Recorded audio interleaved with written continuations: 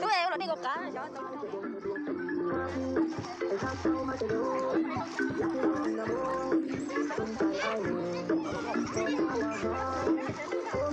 ôi tụi nó nào luôn.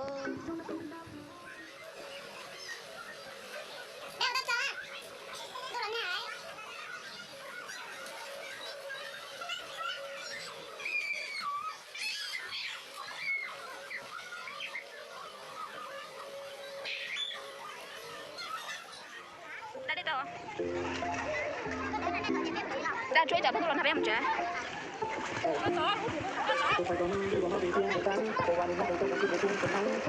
Cô ở đây không vậy? Ô, tôi muốn thải. Thấy giống cơ lên nó hay nè. Xỉa đầy tìa, chú mấy từ thấy đứa đâu cú xưa này à. Xong có cười hả? Bà nó mà ô, rừng có chắc là đi. Mỗi đứa trong rồi, anh nói là cô rừng có cười thế nào. Trông có hình nữa.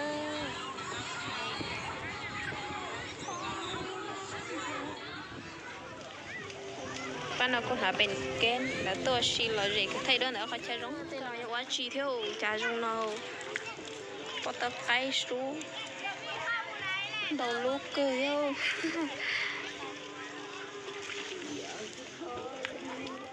nó cho chi lên nữa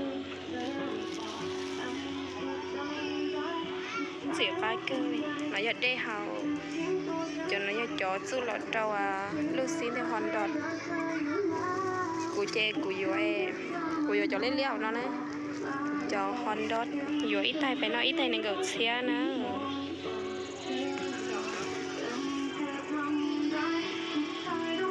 cú dừa lại ăn hạt câu nữa thế nào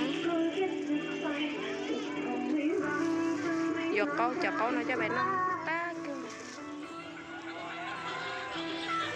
chẳng to là ký của chó tay lấy đâu của chó